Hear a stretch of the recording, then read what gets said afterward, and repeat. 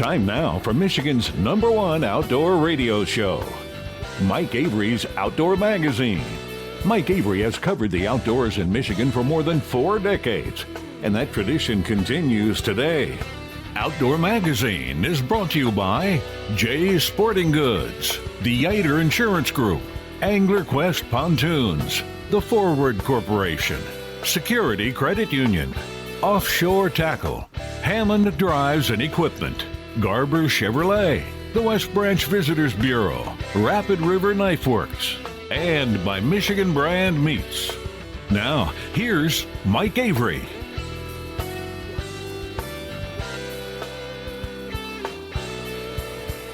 Indeed, this is the big guy, Mike Avery.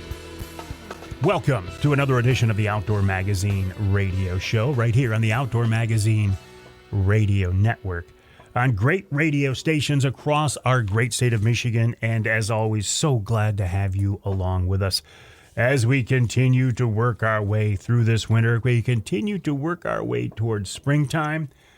Now, listen, I shouldn't be wishing the wintertime away. I realize there are indeed many people who love the winters here in Michigan, but I'm kind of looking forward to springtime. And with the weather the way it has been this last week or so, to be honest, don't you find yourself thinking about springtime?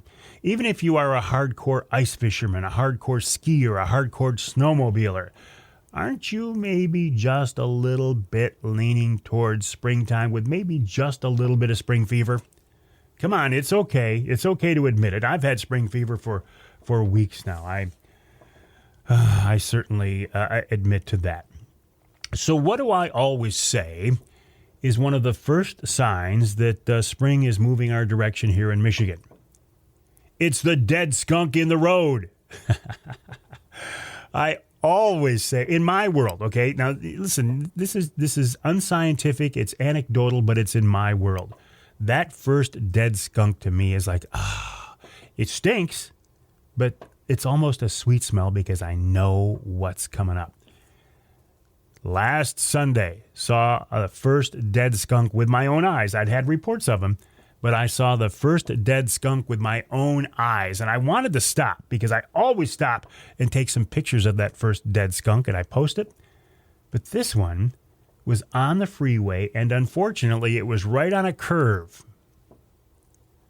And I thought, if we stop so I can get a picture of that skunk that got smucked by a car, we're going to get smucked by a car, and it's just not worth it. So I was not able to post pictures or video of that first dead skunk, but I saw him, and he's out there. The real sign of spring in my mind is when the red-winged blackbirds come back.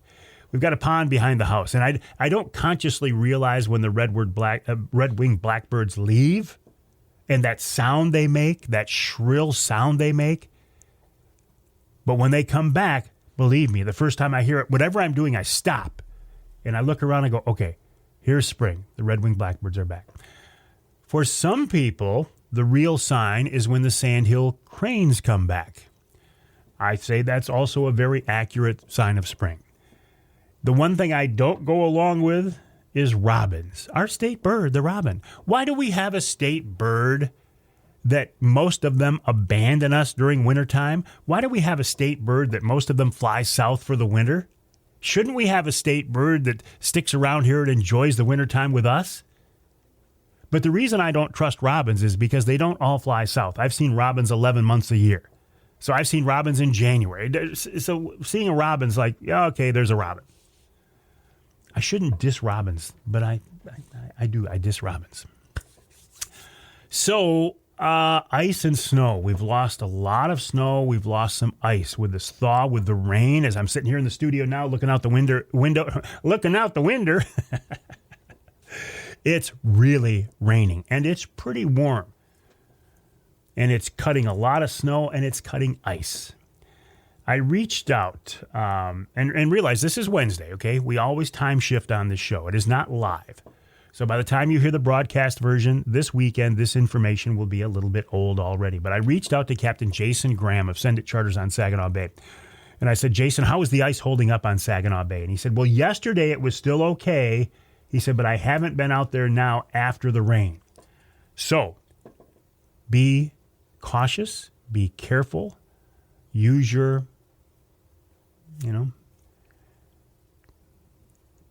I'm not one of those people who says the ice is never safe. Like the Coast Guard used to. That used to drive me crazy. Coast Guard Station, Saginaw River, don't go out on the ice. The ice is never safe. In the meantime, there were 5,000 anglers on the ice in front of the Coast Guard Station.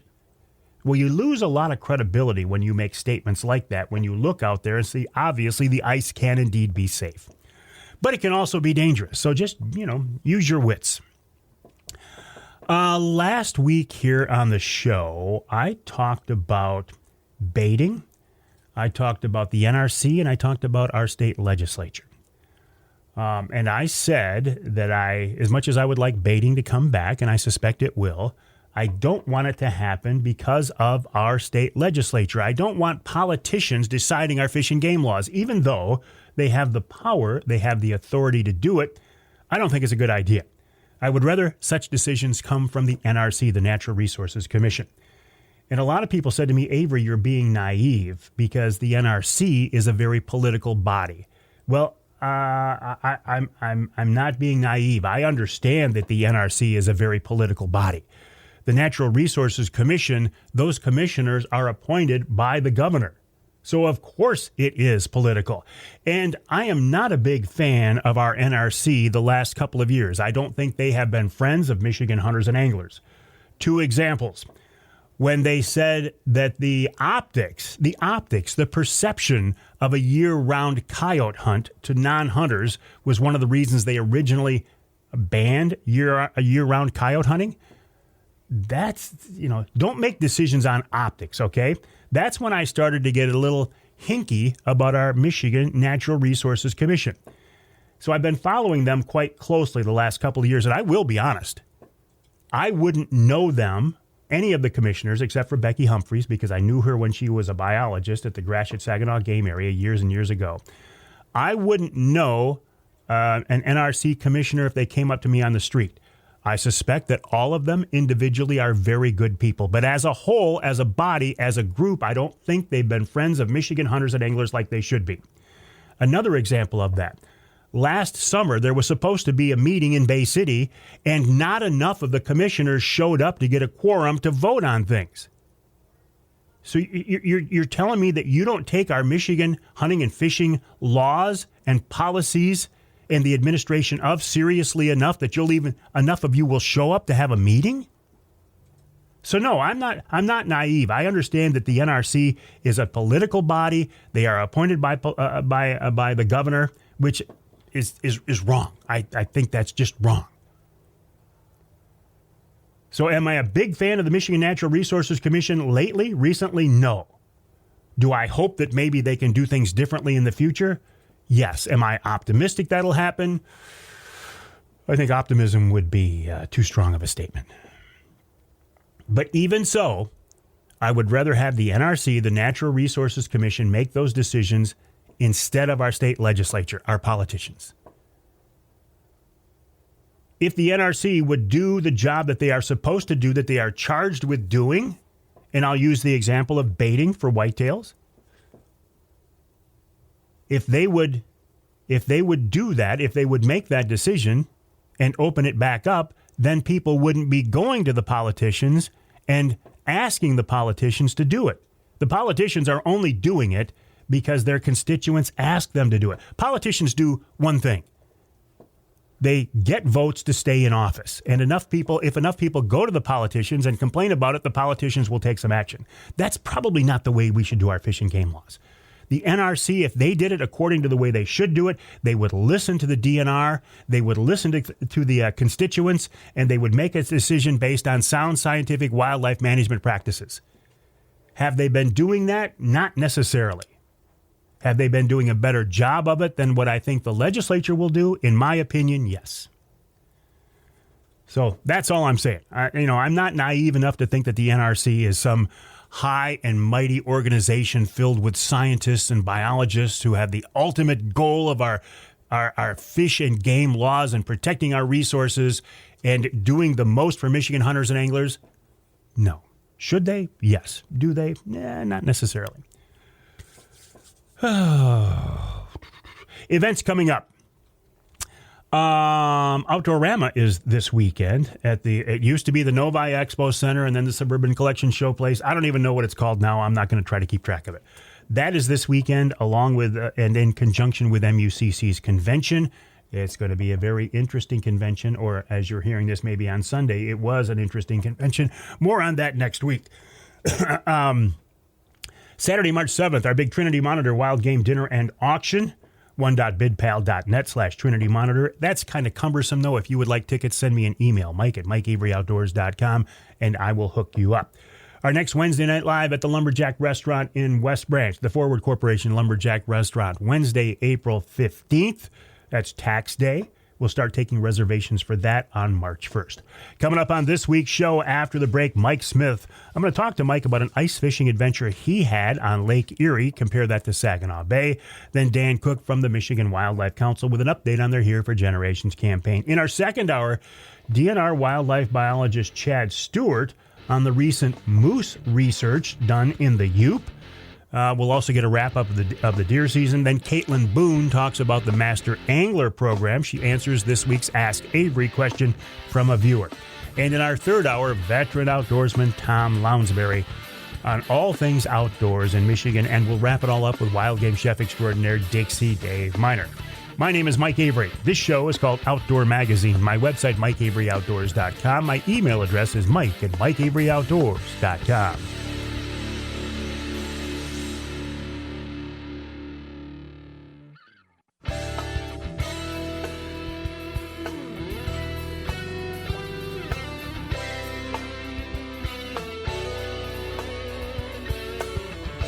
You can hear the Outdoor Magazine show in Alpena on WZTK 105.7 FM. You can hear us in St. Joe, WSJM 94.9 FM, and you can hear us north of the bridge in Marquette, WDMJ 1320 AM. This segment of Outdoor Magazine brought to you by the Linwood Beach Marina and Campground. Linwood Beach can be your year-round Saginaw Bay fishing destination and your Mid-Michigan Angler Quest headquarters. For more information, check them out online at linwoodbeachmarina.com, linwoodbeachmarina.com. Linwood Beach Marina has been a very popular Saginaw Bay ice fishing jumping-off spot this winter. Ice conditions on the bay have been very good, and lots of people have been getting lots of fish, including Captain Mike Smith of Offshore Account Sportfishing, offshoreaccount.com, offshoreaccount.com. But Mike decided here this last week that he was going to do something a little bit different, and we've got him on the Outdoor Magazine phone line to talk more about that. Mike, welcome back. How you doing, buddy? I'm doing great. How are you doing, Mike? I'm doing good. I'm sitting here in the studio. I'm looking out the window, and it's raining hard. Are you still down on Lake Erie right now, Mike? I am currently home with a warm cup of coffee, drying out shanties, and fixing snowmobiles. But you did just take an ice fishing adventure down on Lake Erie. Why jump from Saginaw Bay to Erie, Mike? What was the thinking there? It's so rare. It's been 11 years, I think, since Lake Erie had ice where we could do what we did this last week. And it seemed like there was a lot of people who were looking for a guide service down there and having a hard time finding it. And I thought, I want to go there. And if they need somebody to take them, this seems like a good fit. How did you know where to start? Because I know Saginaw Bay is your home body of water, but you've spent some time open water fishing on Erie. Do you go where you were last with the boat and start from there, or what? I've been following the ice conditions down there, trying to see where the safest accesses were, kind of keeping an eye on where people were catching fish, knowing where the fish should be moving on Erie, which doesn't always work out for you. And then we were in contact with some friends that had been down there, so we kind of had some pointers on where to get started and, helped each other out as the week went on, moving around, trying to stay on some fish. So did you take a bunch of Michigan guys down, or did you have locals from Erie as your clients? I had people come down from Michigan. I had locals from Erie. I had Indiana. I had people from all over come over there to fish with us. So there aren't a lot of folks who guide ice fishermen on Erie? That's what I was picking up on, and then it sounded like the ones that were doing it, maybe, I don't weren't calling people back or something like that, and I figure the easiest thing to do is answer your phone when somebody calls you. So, if you're in the business of taking people fishing and somebody calls you and wants to go fishing, you should probably answer the call. I try to do my best at that. That's the first part of the job. Yeah, and I know you do a great job on that, Mike. So what is ice fishing on Lake Erie like, and how is it? How does it compare to Saginaw Bay? It's a totally different animal. There's more water there. There's less holding that ice back than we have on Saginaw Bay. There's some crazy currents down there at times, and the ice just shifts around randomly. I mean, the one day we had a slight offshore wind, and we had gone out in the dark and found a crack that was open 7 feet right in the trail that we drove over the night before. Ooh. And as the day went on, that crack shut. And my thought was that it actually opened at shore more. And when I went in at lunchtime, everything was tight all the way to the shore, even with the wind blowing out. So that lake does some really crazy stuff, and you definitely got to have your head on a swivel and be paying attention.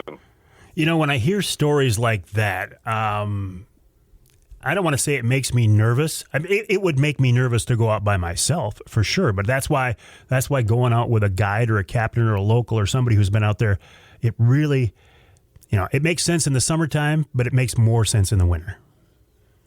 Yeah, and the first day out, it was just about annihilating tracks. We didn't go out until daylight. Everything that looked like it could be a potential separation point, we put a waypoint on it so that we knew driving that track back in that we needed to slow down, get eyes on it, make sure nothing had changed from the time we crossed it previously.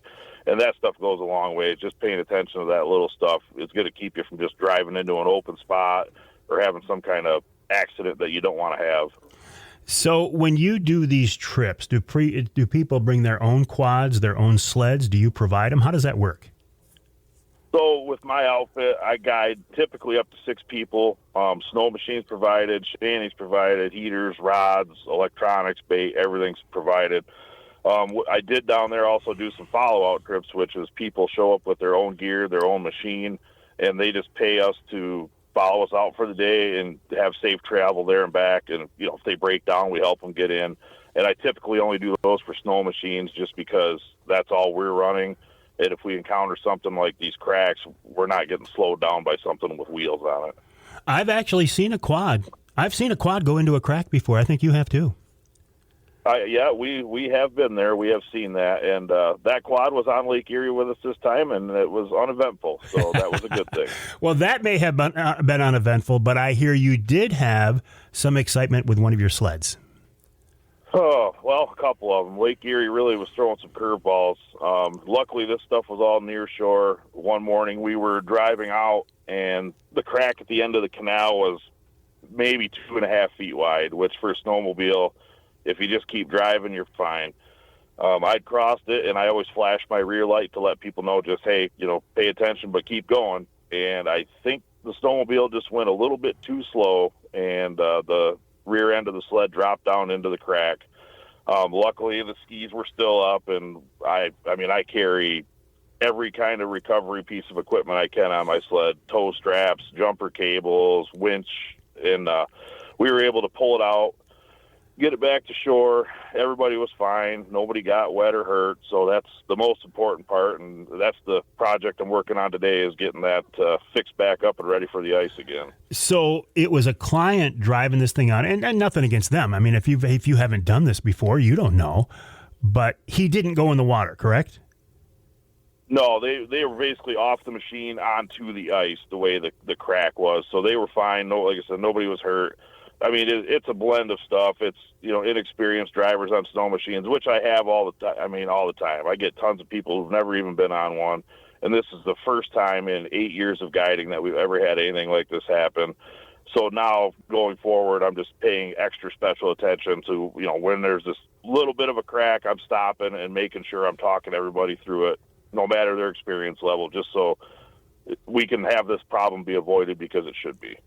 So the sled that went in the water, you're working on that now. You're getting it up and running. Are you getting it running because you're going to go back on Saginaw Bay now? Yeah, we're back on Saginaw Bay. Actually, I jumped in the truck in Ohio yesterday, probably 11 in the morning, and my first stop was at Frank's Great Outdoors, and then I was back right out on Saginaw Bay fishing last night. Oh, you were? Okay. And how was it, Mike?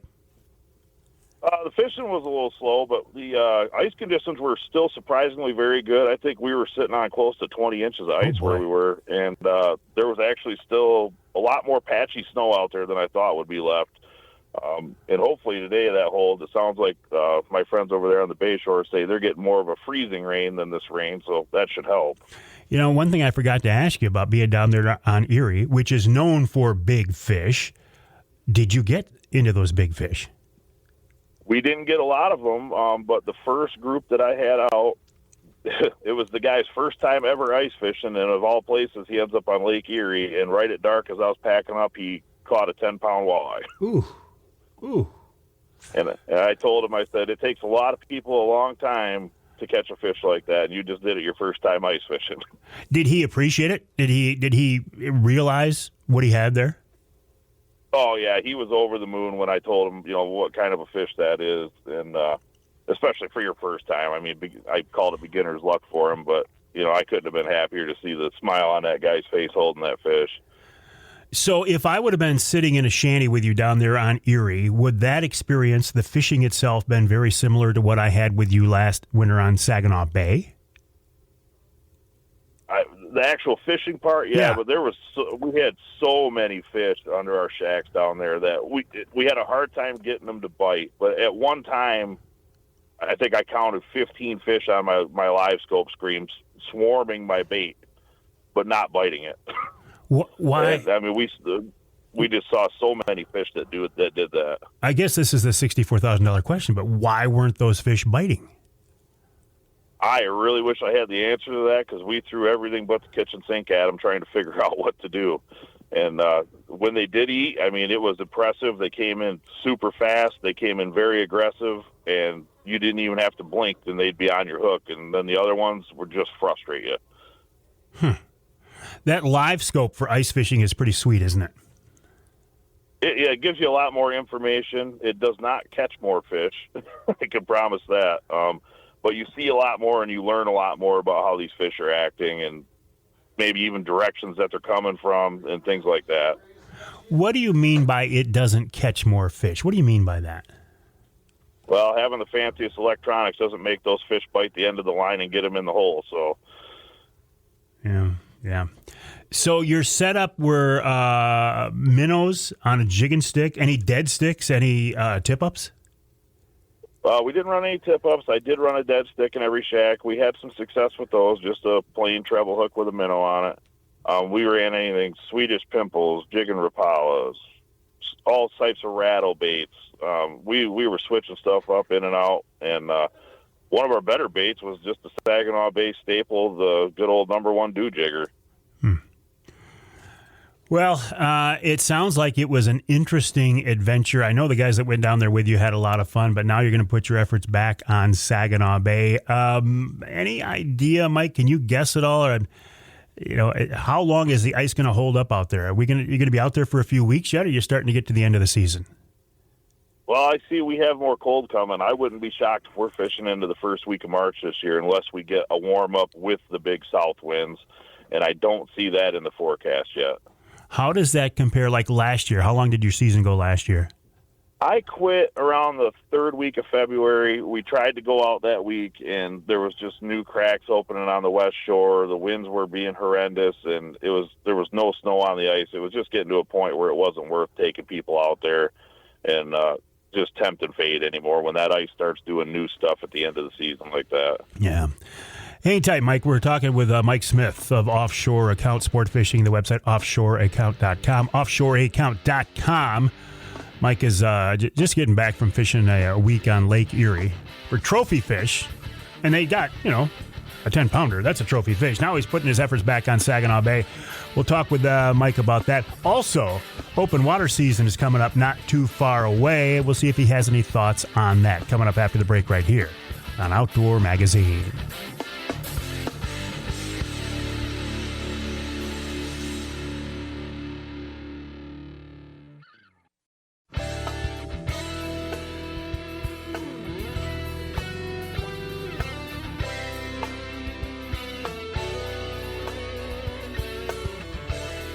You can hear the Outdoor Magazine show in Traverse City on WTCM 580 AM. You can hear us in Port Huron, WPHM 1380 AM.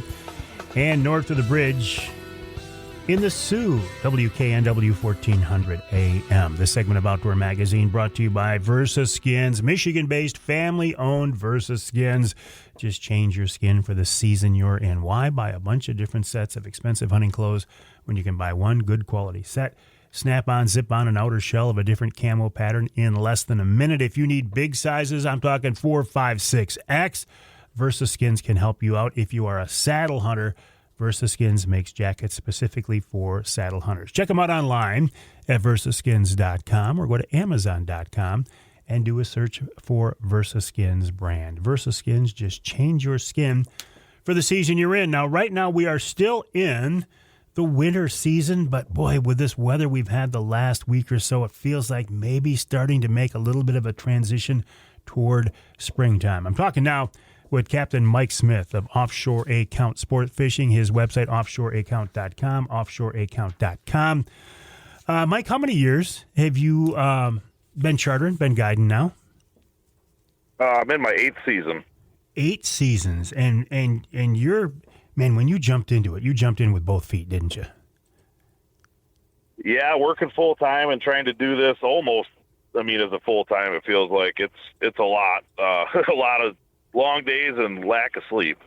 Yeah, I don't know how you do it. I follow your schedule sometimes. I'm thinking, I don't know how you do it. Is the goal, and I don't want to get into your business here, but eventually you'll retire from your full time job and then you can just guide and charter. Is that the goal?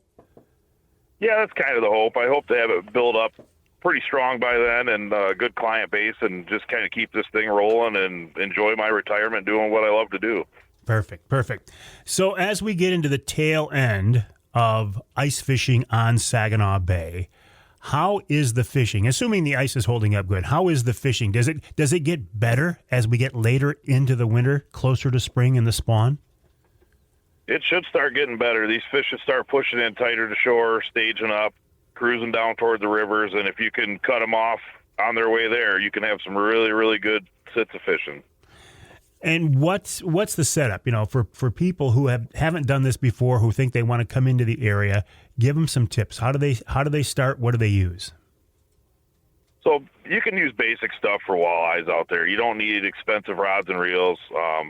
Just something to get your line down in there. Basic lures from Frank's has everything you need. Dew jiggers, buckshot spoons, things like that work just fine out there. Tipping them with a minnow head or even a smaller hole minnow. Electronics obviously help with that. The biggest thing if you're going to venture out there is if you don't know what you're doing and you're not familiar, find somebody who is and go with them. Well, you mentioned earlier your follow-out service. A lot of the guides do that. I think that is an excellent choice for people who don't have a lot of experience out there. Yeah, that's just going to get you out there safe, hopefully get you on some fish. But, there's some insurance there when you're coming back after dark that if something happens, you've got somebody there with you and you're not stuck out there in the dark by yourself. When do you anticipate you would start open water trolling? I mean, I realize that it depends on Mother Nature, but are you one of those guys, as soon as the ice is gone, boom, you're out there in the boat? The first boat launch that opens on Lake Erie, I will have the Warrior down there fishing. And why Erie again? Because it opens earlier? It's going to open earlier, and those big fish are going to be staging around the reef complex, and the fishing is just phenomenal in the spring down there. Is that that's a trolling fishery, right, for the most part? Yeah, we do a lot of trolling. Last year, we started doing a lot more of the live scope casting on Saginaw Bay, and I plan to do more of that on Erie this year, especially if I have clients that want to, or if I'm fishing for myself, I'm going to do more of that instead of trolling. But trolling is a very, very productive technique down there in the spring. Yeah, I remember you guys were experimenting with casting last year, and the thing about that surprised me, Mike, is I assumed you were casting to fish on the bottom, but you were actually targeting suspended fish, aren't you? Just wide open, no structure, fish as high as 5 feet under the surface. It was really a learning experience, and it was a lot of fun to do it. Are those fish aggressive, or does it depend on the day? It depends on the day, but those ones that were high in the column were typically very aggressive. Like I said, you'd watch them, the bait splash, and those fish would turn right up at it and come grab it. Pretty much before you click your bail sometimes, the fish would be on there. Do you think, and I'm just thinking out loud here because I know that, you don't hesitate to head out deep, but you don't mind your skinny water either. Do you think casting in skinny water is an option? It sure is. I don't think the live scope electronics are as prevalent in the really shallow water, but you could go up there and cast, especially if you know there are fish in the area after you've been, say you've been trolling in there and catching them. If they're in the area, you can go in there and cast and catch those fish for sure. Well, I don't know. It's something to keep in mind, Mike, and I will be talking with you as we get closer to the open water trolling season. Sounds like you had an interesting adventure down on Erie. I wish you a wonderful season on Saginaw Bay, heading back down to Erie, and you and I will stay in touch. Sounds good, buddy. Thanks for having me again. All right, my pleasure. Mike Smith of Offshore Account Sportfishing, offshoreaccount.com, offshoreaccount.com. Oh, that skinny water. I can't wait to get back in that skinny water. We'll take a break here in the Outdoor Magazine show. When we come back, we'll wrap up this opening hour with Dan Cooke of the Michigan Wildlife Council with an update. I like to get a monthly update from the folks there on the Here for Generations campaign. Their website, hereformioutdoors.org. They're doing a wonderful job in promoting and encouraging and protecting and defending our way of life to folks who might not enjoy it like we do. An update coming up after the break with Dan Cooke of the Michigan Wildlife Council right here on Outdoor Magazine.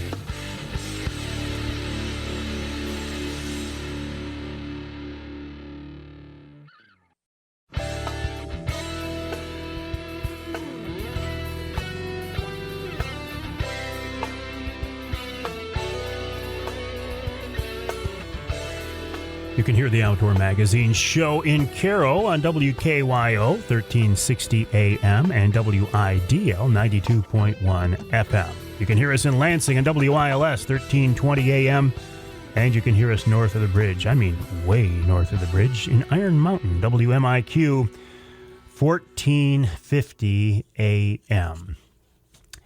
The reason I do this show, this radio show, and the social media stuff that I play around with, is because I have a love for this outdoor lifestyle, hunting and fishing and shooting and trapping. I grew up doing this. My family's been doing this for generations. I've been blessed to be able to make a career out of promoting it and participating in those activities. And I like to put a positive spin on what we're doing whenever possible. And it's not hard, because we as hunters and anglers and shooters and trappers, we're the good people. We're the good guys. We wear the white hats. We pay for conservation.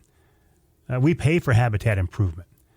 But not everybody in our state realizes that. So when I heard about this group, and this has been several years ago now, called the Michigan Wildlife Council, when I heard that they were forming to promote our way of life, I said, I want to work with these people. And I was fortunate to establish a partnership with them when they first hit the ground, and I've been working with them ever since. Dan Cooke is a member of that council. He's with us now on the Outdoor Magazine phone line. Dan, welcome back. Good morning. How are you? Good morning, Mike. It's good to be back. How are you doing? I am doing great. I admit I got a little spring fever going with this warm spell we've had the last week or so. Yeah. No, it's been it has been a true Michigan winter, Yes. Which has been great for our state, great for our economy, but at the same time, you kind of hit that midpoint in February where you're like, what would feel really good? Sunshine. Warm, bright sunshine. Yeah, exactly. And it's coming. How are things at the council, Dan? I think your term is almost up, so congrats on everything you've accomplished along the way. If you don't get renewed, I will miss you, but I'm sure we'll be in touch. But how are things going? Absolutely. Thanks for that, Mike. No, things are going really well. We actually just recently received our 2026 Conservation Attitudes Report, which for the council is really the annual, let's call it State of the Mission report. And fortunately, indicators are looking good. With our main focus of promoting hunting and fishing and trapping as part of Michigan's core heritage. We've seen a lot of receptive feedback to that messaging. According to this report, 75% of Michigan residents approve of hunting.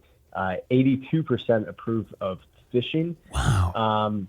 And yeah, so there's an overwhelming support across the state, and it's showing that attitudes are improving as a whole. And within that, people are especially approving of not only that hunting, especially is important for maintaining a healthy deer population and also providing food, and here's the part that I'm most excited about.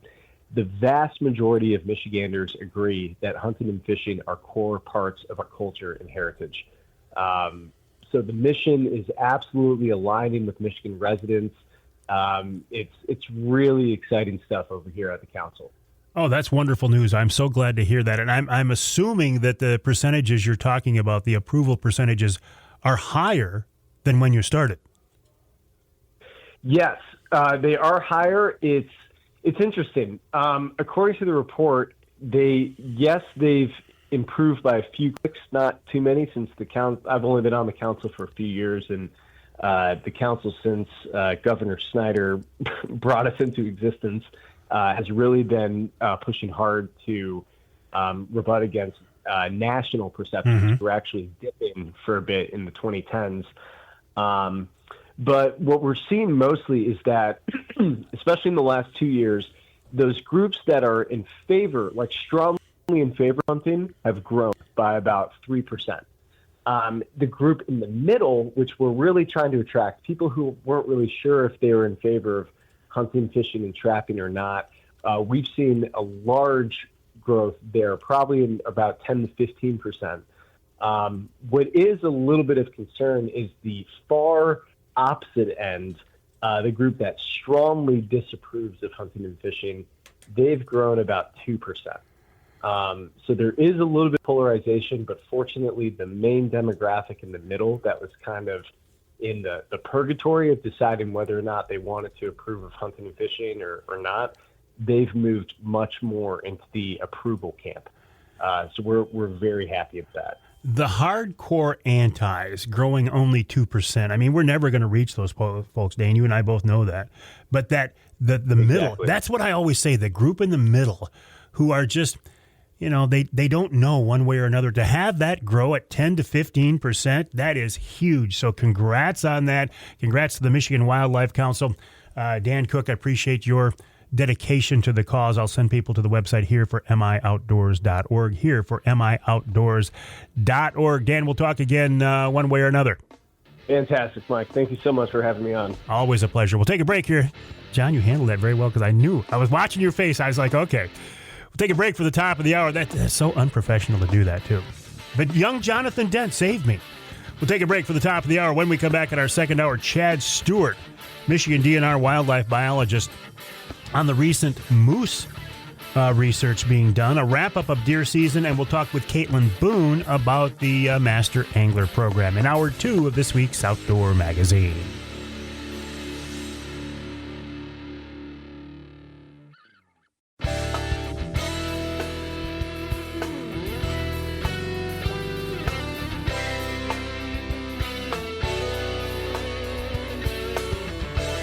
Time now for Michigan's #1 outdoor radio show, Mike Avery's Outdoor Magazine.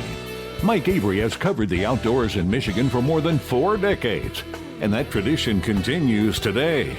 Outdoor Magazine is brought to you by Jay's Sporting Goods, the Yater Insurance Group, Angler Quest Pontoons, The Forward Corporation, Security Credit Union, Offshore Tackle, Hammond Drives and Equipment, Garber Chevrolet, the West Branch Visitors Bureau, Rapid River Knife Works, and by Michigan Brand Meats.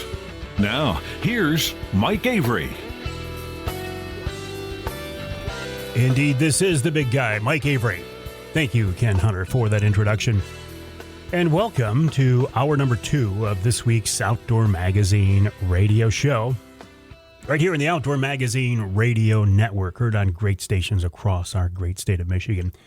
And I tell you this every week, if you can, I think the best way to listen to the show is on your local radio station, your local AM or FM station.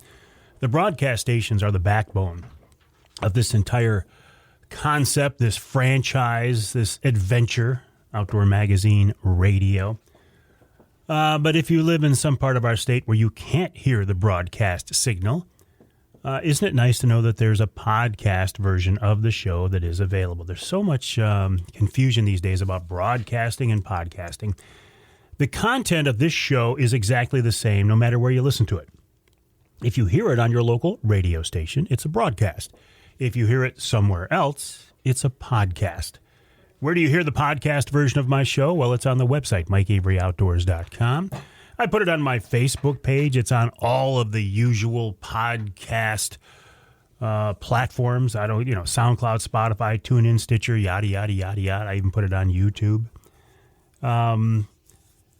I do like podcasting, though. I think it's a wonderful form of getting the word out, of telling stories. And it's so easy to do, and it's so inexpensive.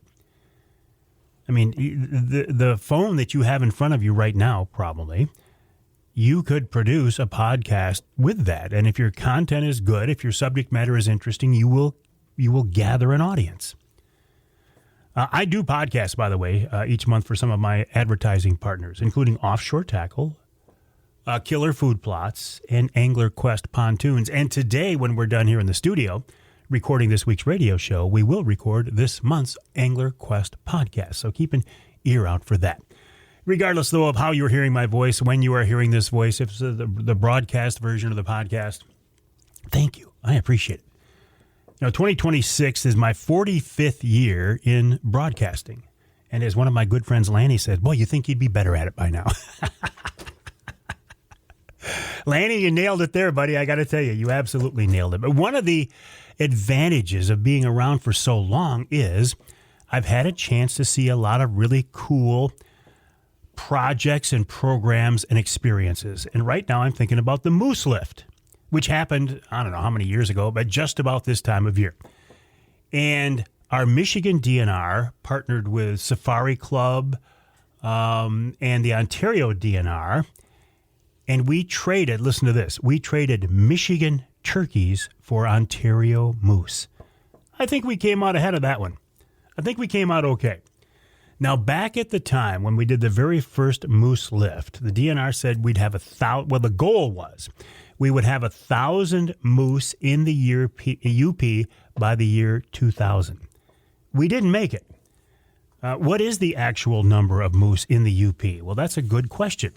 Chad Stewart is one of the folks who has been working on this. Now, you know Chad's name. You probably know him in conjunction with the Michigan Deer Program, but he's also working with moose and elk, and he's with us now on the Outdoor Magazine phone line. Chad, welcome back. How are you? I'm doing great, Mike. Thanks for having me again. Always a pleasure. You're back from the UP now?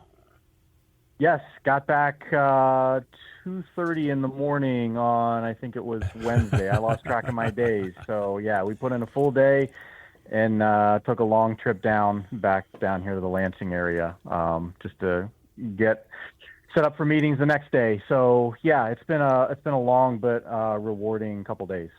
So tell us about the latest moose research. What was the goal, and what were you guys physically involved in?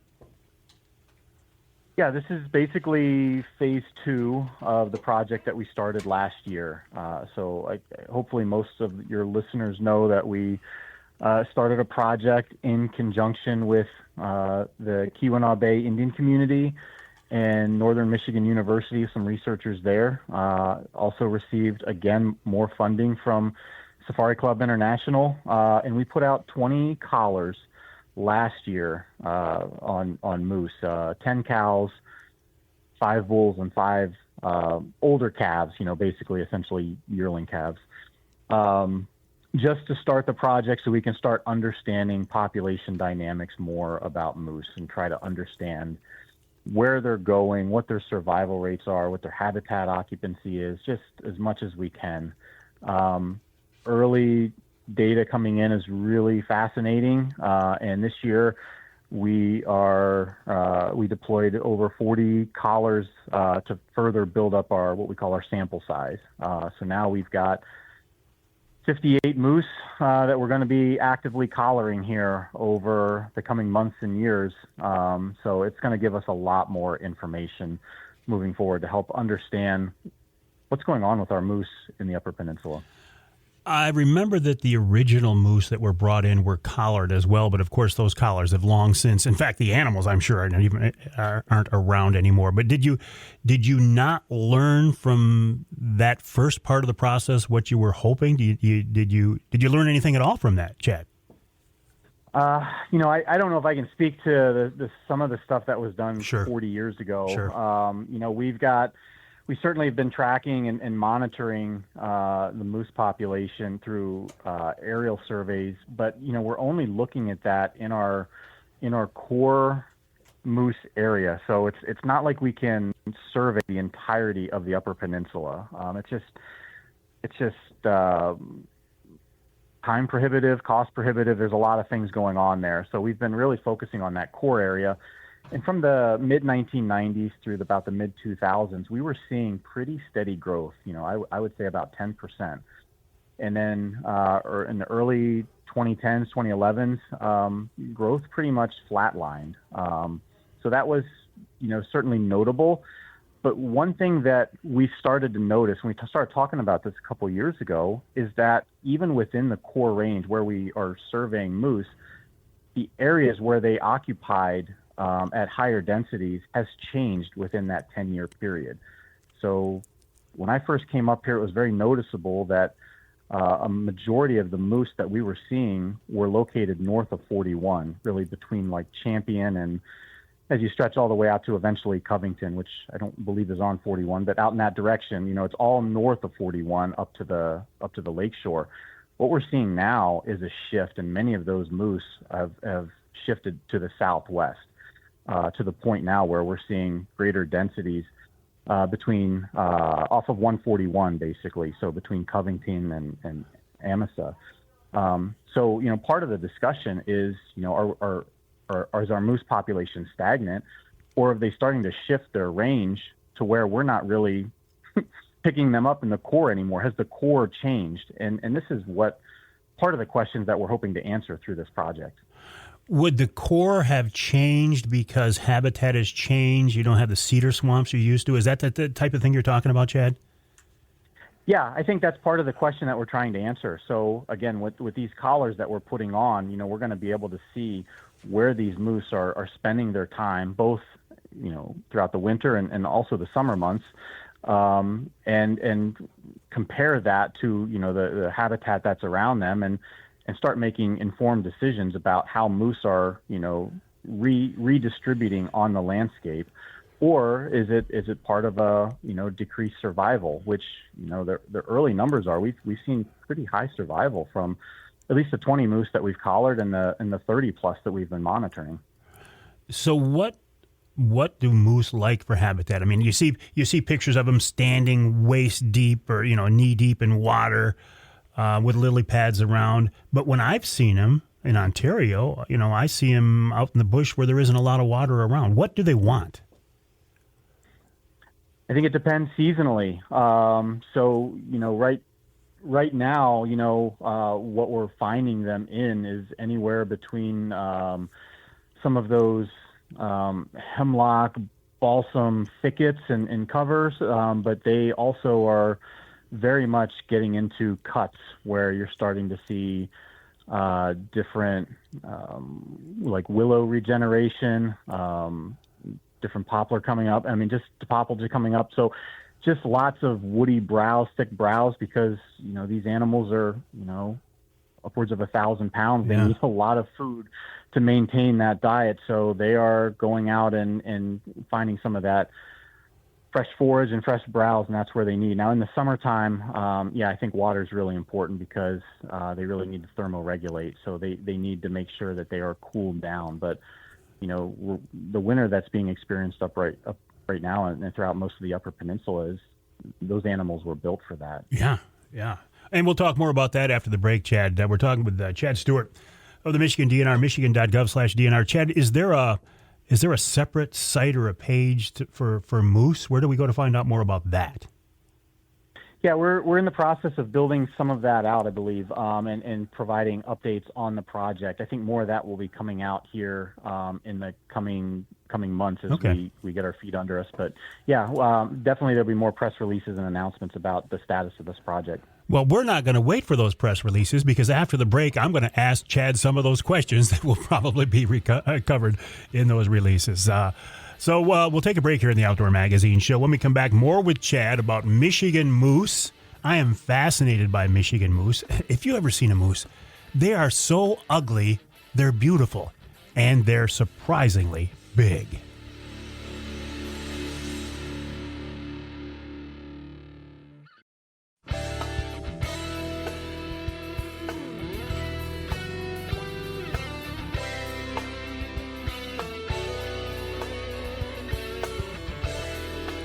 You can hear the Outdoor Magazine Show in Sheboygan on Big Country Gold, WCBY 1240 AM, 100.7 FM.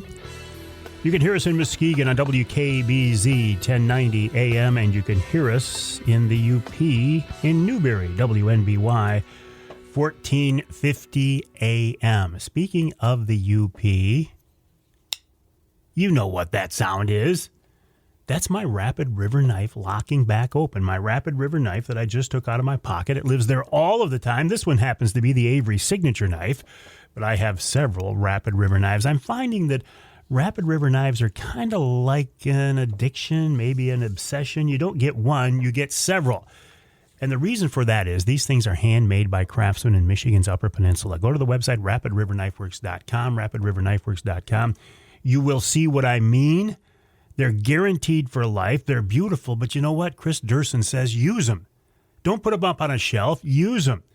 They're guaranteed for life. You're going to pass them down to the next generation, and they will sharpen them and refurbish them for free for as long as you own that knife. RapidRiverKnifeWorks.com is the website. The showroom is on US 2, just east of Rapid River. Make sure you check it out. It is a wonderful destination in the UP.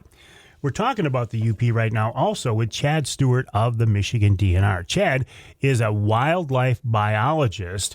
We often think of Chad as the deer guy, but he's also an elk guy and he's a moose guy.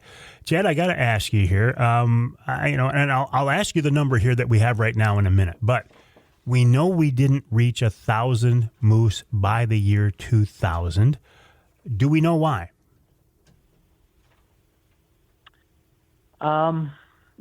No, I'm not sure we do. Again, I think that was always the hope, and whether that was a realistic goal or an optimistic goal, I don't know if I can say. Yeah.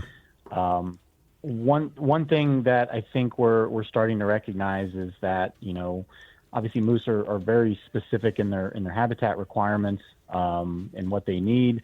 I think we have moose in a lot more places than we realize, but obviously at much lower densities.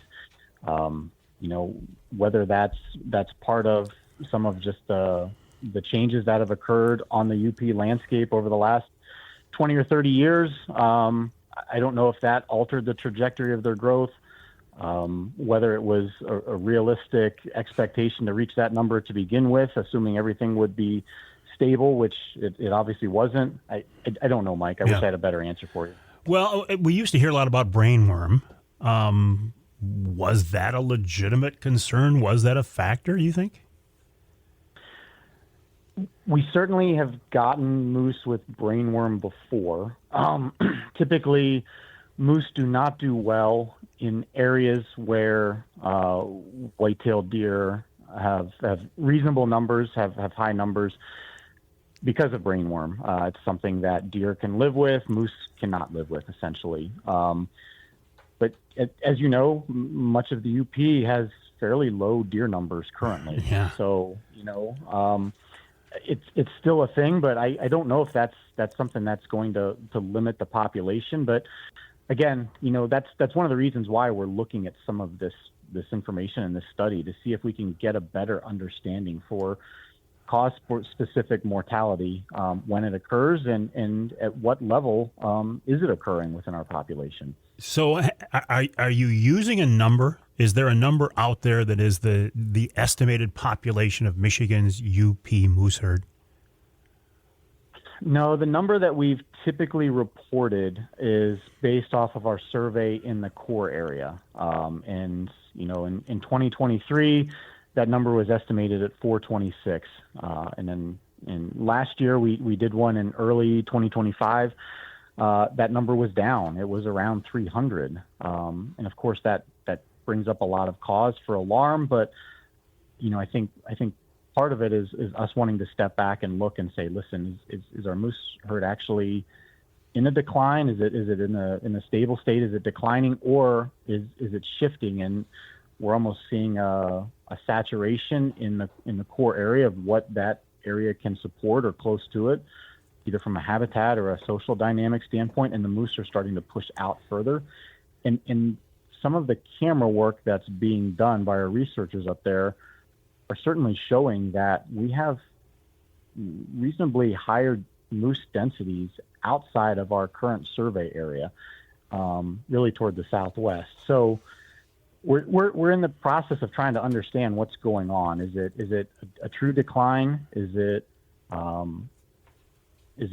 movement or a shift in habitat, or is it a combination of both of those things? And you're doing this research primarily with trail cams and now collars, correct? Yeah. So we've got we literally have the Upper Peninsula covered in cameras. A lot of that is done for an existing wolf survey, but one of the benefits of that is that we're also able to pick up, detections of a lot of other species, whether it's white-tailed deer, moose, bears, you name it. So, our researchers have a plan to try to build out what we call almost like an occupancy, distribution of those species across the Upper Peninsula. And the collars are the ones that are going to give us a lot more detailed information. And these collars will be able to stay on these animals, anywhere from 7 to 10 years. So essentially the duration of their life.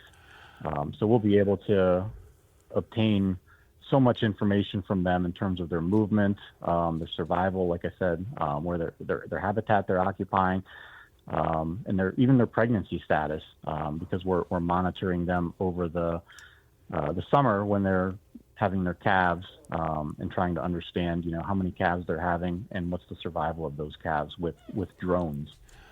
Are wolves a factor? Can a wolf take down a full-size moose, or do they prey only on calves?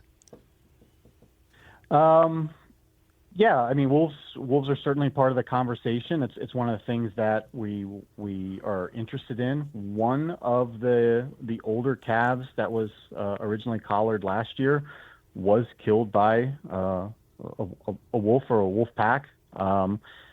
So that's the only wolf-related mortality that we saw of those 31 animals I think we were monitoring. So we collared 20.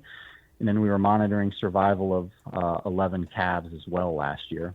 So wolves are certainly taking moose. They've evolved to take moose. They've taken moose for tens of thousands of years. I think the question is, are they the only limiting factor, or are they just part of the equation that goes into the discussion? And that's what we're trying to uncover. So when you were in the UP last week and you're collaring these animals, walk me through this process. How did you trap them or get your hands on them in the first place? Yeah, we contract with a professional capture team. They're called Hella Wild. These are professionals that literally go around the country and really around the world capturing all kinds of animals. They had just come from Minnesota capturing moose. I believe they spend some of their time in Africa catching, animals on the savannah as well. So they are incredibly skilled at what they do. They are darting moose from a helicopter. The moose locations are typically relayed to the helicopter by spotter planes that we have up in the air. So we have staff that are up, and identifying moose on the landscape based on their observations. That's going back into the helicopter and command station. And then from that point, we have either ground crews or aerial teams that we mobilize to bring in to essentially process the moose. So we're putting collars on, we're taking different measurements and collecting samples, whether it's blood, fecals. We've done some ectoparasite exams and sampling. And then we reverse the animal and as quickly as we can, and it's up and gone. So you're putting hands. I mean, you are physically putting hands on these giant critters. 100%. Yes, all of these animals are immobilized with the dart, and within minutes they're going down, and then within minutes we're having a team on them. So typically the Hella Wild team does the initial. Once they dart it from once the animal goes down, they land the helicopter, get their team out there, and immobilize the animal. So they'll put an ointment on their eyes to make sure that doesn't dry out. They'll keep a blindfold on. They'll put some like padding in the ears to limit stimulus. They'll make sure the airways are clear, that the animal, ungulates it's really important to keep them what we call sternal, because sometimes they can regurgitate, and if they swallow it back and it gets in their lungs, it could cause problems. So they make sure that the animal's safe and immobilized, do a quick initial monitoring of the vitals, and then our team shows up and they work on the animal and do all the information collecting, and then Hella Wild team moves out to dart another moose. So were you part of these teams? Did you get dropped into the woods and have to jump on these? I mean, you don't jump on them, but you're working on them. Were you one of those guys? Yeah, I was one of the ground team. I did not rate highly enough, I think, to get on the airplane. I was not VIP status enough, but no, I was on the ground team. We had, I think, 4 or 5 ground teams. We had, aerial teams. I think 3 ground teams.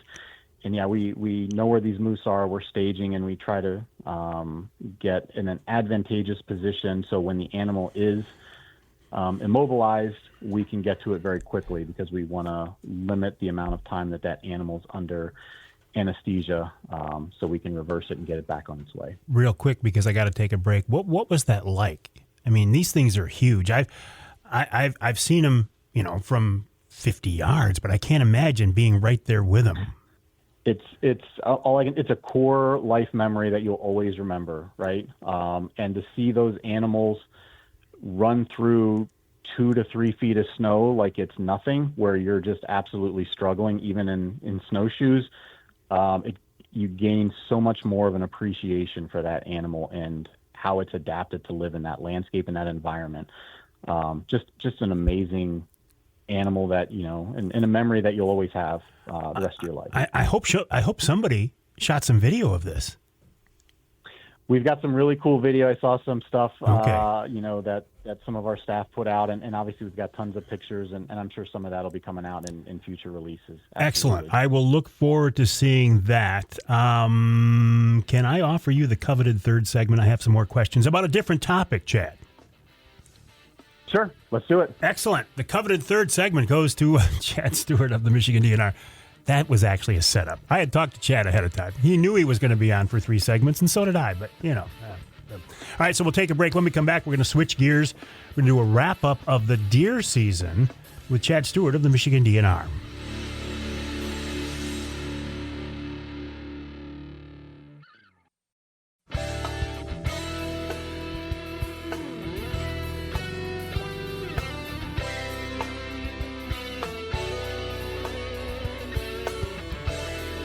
You can hear the Outdoor Magazine show in Houghton Lake on 98.5 WUPS. You can hear us in Holland on WHTC, that's 1450 AM, 99.7 FM. And you can hear us north of the bridge in Escanaba on WCHT, 600 AM, 93.5 FM. This segment of Outdoor Magazine brought to you by Killer Food Plots, Michigan-based family-owned Killer Food Plots. Now, I know you're not hunting over food plots right now, and you're not putting in food plots right now, but it's not going to be that much longer before it is time to put in your food plots. I would recommend You work with Michigan-based, family-owned Killer Food Plots. Rich Krazan does a wonderful job. Check out his website, killerfoodplots.com. That's killerfoodplots.com.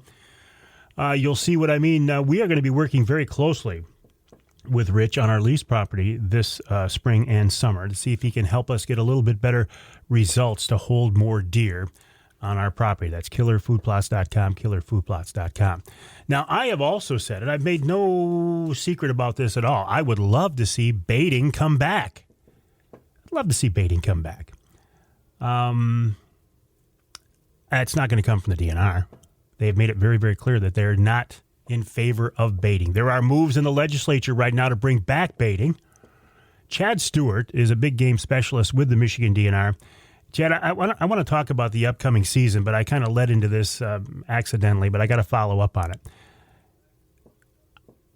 How do you, as a biologist, as the department, is this the right way to get things done by having the legislature try to make something happen that you, as wildlife managers, are vehemently against?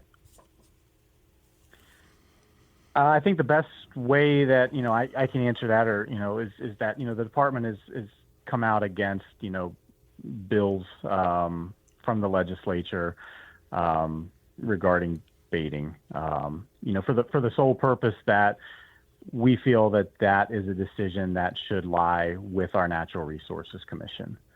To me, that's where the conversation can really grab hold of a lot of the science and a lot of the data and stay a little bit more out of the opinion realm. And from my perspective, the point of managing our white-tailed deer or any of our wildlife species, it should be based in data and the information that we collect and the biology of the animal as much as possible. And those conversations are better held with our Natural Resources Commission. We could spend an entire hour on the bait issue, and I just don't have the heart for it right now because I've talked about it a lot in the past, and I think there are better things to talk about. Let's take a look back at this past season, Chad. Are all the numbers in now? Do you folks have a pretty good feel for how this last season went? Yeah, everything's closed. The reporting deadlines they're all passed. So from our perspective, everything is finalized. It's 281,000 deer, I think, were reported in Michigan through our online harvest reporting program, and that does not include our deer damage and our disease control permits. When we just talk about the hunting season, we exclude those, and that's pretty consistent with the previous 2 years. I think it's down a little bit from 2024, up a little bit from 2023. So it's really right in the normal range where we expected it to fall. But 281,000 isn't enough, right? From a management perspective, at least in the southern part of the state, you really want to see more deer taken, correct? So there's two ways to answer that question. One is that we would like to see more, especially antlerless deer, being taken. The other thing to keep in mind, Mike, is that's the reported number. So that's really what we're operating off of and we can use that pretty effectively as a trend measurement. Excuse me, but we also know that it's not the total number. Anywhere from probably 20 to potentially 30% of the deer are not being reported by hunters in Michigan. So we're still dealing with a level of uncertainty in what the actual numbers are. We can just go off the reported numbers. Now, we'll continue to do surveys every other year to try to check in and gauge, what that estimate will be. But, there are more deer being taken in Michigan by hunters than simply what's being reported. Is the lack of reporting just general frustration with the DNR and saying, I'm not going to help those guys out? I think there's some of that. I think there are still folks that don't realize that that's a requirement. And I've talked to these people before. They're not successful deer hunters every year, so they might only be successful at taking a deer every 4 or 5, maybe 7 or 8 years. So they've not gone through it yet, and they might not keep track of regulations every year. They still consider themselves deer hunters, but they might only hunt 1 out of every 5 years or 2 out of every 5 years. So there's a little bit of different things going on there, but certainly that's what we hear a lot of, is that we're not going to report it because it's none of the DNR's business. And I would argue that it can only hurt. The more people that report, the more information that we have, the better our data is going to be. And if you still don't like the recommendations that we're providing, then you can point to the data, and we're open to take criticism on that, or it's our responsibility to provide justification for why we're doing something. But when the data gets to be a little bit more uncertain, what you're seeing in the woods might not be reflected in the data. I understand. I got to let you go because we're out of time. Appreciate your time. I'm looking forward to seeing the video and the stills of the Moose Project. Michigan.gov/DNR, Michigan.gov/DNR. We'll take a break when we come back. This week's Ask Avery question about the Master Angler Program.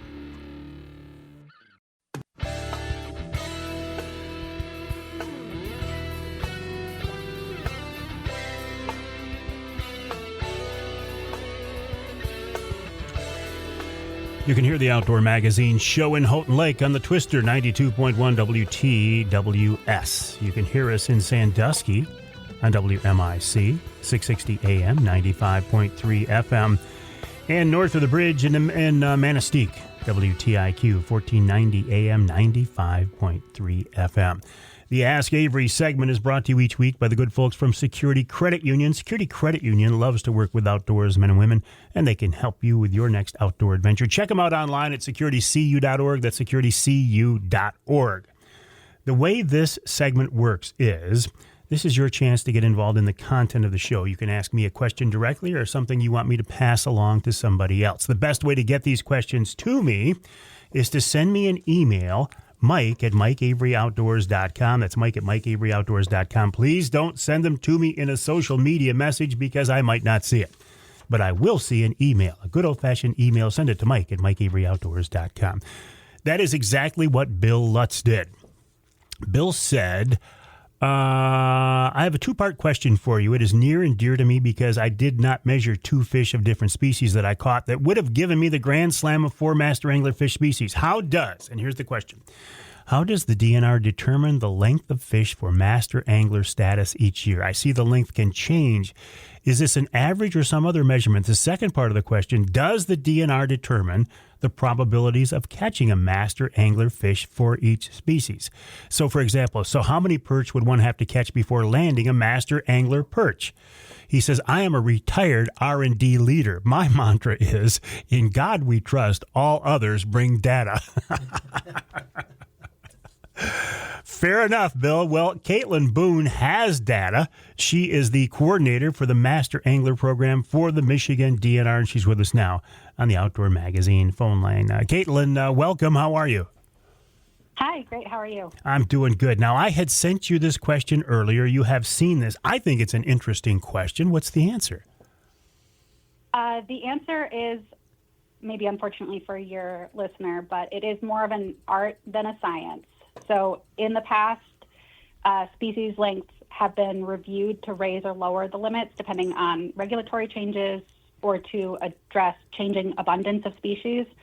So, for example, in 2021, muskellunge, the limit was raised from 42 inches to 46 inches because 42 was the statewide minimum. So if you were catching a muskie, it would qualify for master angler. We made it a little bit more restrictive. At the same time, brown trout went from 32 inches to 24 because there were only an average of 6 entries per year for brown trout, and that 32-inch minimum reflected maybe a historic brown trout fishery that we weren't at that time. Sure. There was another review of lengths in 2022 that was more comprehensive, looked at all of the fish, and there were a number of changes to lengths that year. And that followed the standard process for adjusting master angler minimum lengths, which is a proposal from the master angler lead, and then a discussion among our field biologists, and ultimately a recommendation from the field biologists about how to continue, because those field biologists are the ones actually talking to anglers, viewing the waters. So from master angler in Michigan, one of the really hard parts is that we've got inland streams and lakes, but we've also got the Great Lakes. So the biologists are really the people who are balancing what's something that makes it challenging to achieve, but is still achievable for the appropriate, like the right number of anglers. So, and so what is the right number? Is there, would you like to see, say, 30 master anglers of a certain species, or 100, or do you look at it that way at all? So I've been in this position for about 16 months, and one of the things that I did last fall was I surveyed master angler participants from the last 5 years since the program went digital. And that was one of the questions I asked. I said, approved master angler entries have doubled over the last 10 years. Do you think that we're at the right number of entries, or do you think there should be more or less? And like 90% of master angler participants said that they think that it's just right. So I have no plans to change the minimum required length for master angler entries. One of the comments I got that has really stuck with me was, I think rewarding people for a great catch is the way it should be, regardless of how many achieve that goal. So we're really looking at it as an inclusive program, not an exclusive program right now. If you're able to meet that minimum goal, I don't care how many people are meeting that minimum goal. It's challenging, but not impossible. And it is different these days. It is now all based on length, correct? Yes, it is. I do get some entries that maybe include the weight, but we no longer have that catch and keep. We no longer have really the separate requirements for catch and keep versus catch and release. Real quick, Caitlin, before I let you go, if somebody catches a big fish, how would they go about entering the program? There's an online application. If you search Michigan Master Angler, you'll be able to find the online application. I would encourage everybody, pretty much the only requirements are that you have a photo of the fish on a standard measuring device. So it needs to be a ruler. It can't be next to a shoe that you then measure. And you need to include that photo with your entry. Excellent. Caitlin, I appreciate you stepping up and answering the question. Appreciate that very much. The website, michigan.gov/DNR. And I appreciate Bill Lutz, a listener, for reaching out with that question. A very, very good question. And now, Bill, you have your answer directly from the source in the Michigan DNR. Her name is Caitlin Boon. And a thank you to Security Credit Union for making each week's Ask Avery question possible. We will do this every week, as we have for several years now. We'll take a break for the top of the hour. When we come back in our third hour, let's talk a little outdoor lifestyle with a guy who's been doing it for his entire life, and that's many, many years. His name is Tom Lounsbury.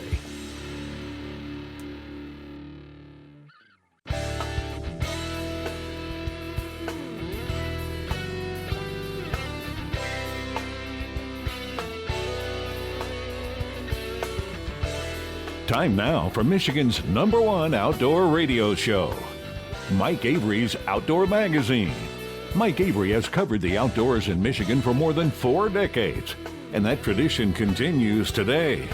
Outdoor Magazine is brought to you by Jay's Sporting Goods, the Yater Insurance Group, Angler Quest Pontoons, The Forward Corporation, Security Credit Union, Offshore Tackle, Hammond Drives and Equipment, Garber Chevrolet, the West Branch Visitors Bureau, Rapid River Knife Works, and by Michigan Brand Meats. Now, here's Mike Avery. Well, thank you, Ken Hunter, for that introduction. Welcome to hour number 3 of this week's Outdoor Magazine radio show, right here on the Outdoor Magazine Radio Network. So glad to have you along with us as we continue to work our way through the winter, although this last week or so has felt, dare I say, almost spring-like. We lost a lot of snow, lost some ice. I have seen some dead skunks in the road.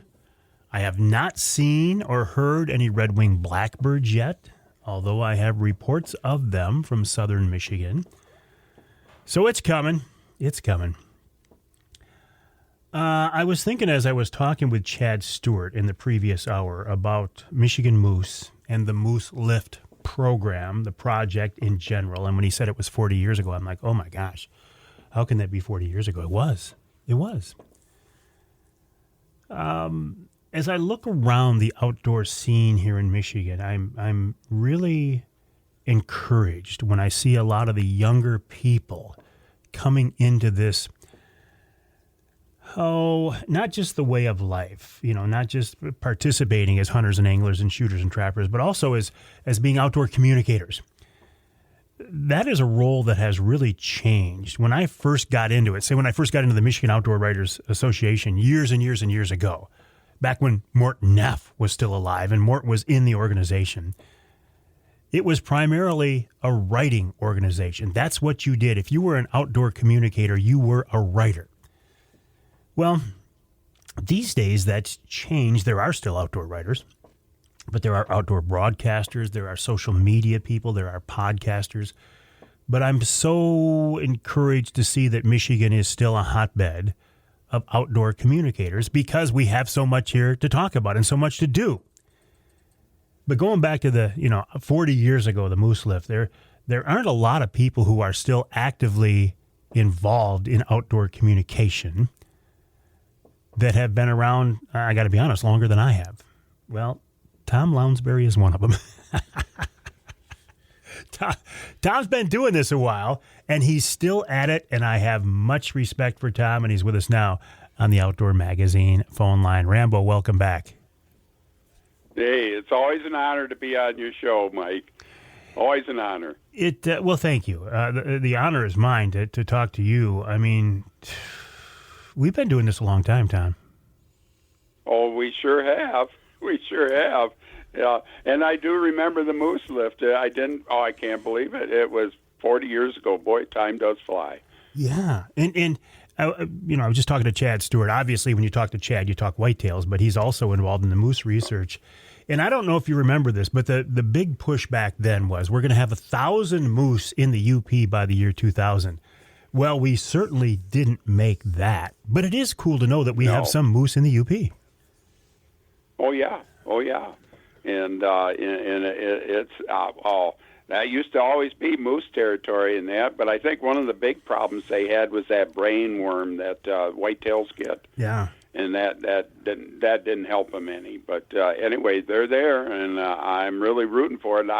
I hope I'm around when it'll be a limited draw, but I wouldn't mind doing a Michigan moose hunt down the road. Well, yes, and that was the other thing. They said we'll have 1,000 moose by the year 2000, and one of the reasons Safari Club got involved was there would be a limited Michigan moose hunt. Yeah, absolutely. But and knowing my luck, though, if it ever comes up for a draw, it only took me 36 years to get a Michigan elk tag. So we'll see how this goes. Don't even talk to me about an elk tag because I don't have one and I never will get one. So at least you got one. Oh, I got one. I loved every minute of it. Was glad to get it. But 36 years I dedicated, buy it every year, and by golly, I finally got her. In fact, I was stunned. I had to ask my wife to read the computer. Am I reading this right? I am going to win the Pure Michigan hunt, though. I'll tell you that right now. Hey, that's always a good thing for people to, get into. That is actually an excellent thing. I always buy, the Pure Michigan, numbers in that. I'm dedicated in doing that when I get my hunting and fishing license. I do as well. When did you have that elk hunt? How many years ago was that? That was 2020, and I was worried it wasn't going to happen because of COVID, and they were putting all these restrictions on, and I had originally been looking forward to where they have that gathering before the hunt. People are there that received it. They go through it. Everything was online. What a disappointment! But I made her through, and I had a great time. I ended up with a cow tag or an antlerless tag. It was the only year I applied. I always applied for bull only. It was the only year I applied for any, and I'm so glad I got that cow tag. And I got to tell you, there was 3-4 day seasons, and I experienced all of the 3-4 day seasons because mine was early. It started in August when it's full moon and 90 degrees during the day. All you found was elk tracks from the night before. But I had an opportunity on each of those hunts to shoot a nice bull. Do you think I could get a clear shot at a cow elk? No. There was always a calf in the way, all these eyes looking at you. Anyway, on the first night of my third hunt, I managed to get a clear shot at a nice cow and put her right down. The fortunate part was I dropped her right next to one of those gas trails, and it was easy access to get her out, because sometimes getting those elk out can be interesting. Yeah. So, well, I've heard that several times, that it is much easier to shoot a bull than it is a cow. Oh, I had, well, the just before I found this cow in that, I had a chance at a magnificent, he was at least a 6x6 that came out and laid down about 80 yards away. And then a little after that, we found the cows. So, but yeah, it was amazing. Of course, I'd run into other elk hunters that all they were seeing was cows and no bulls.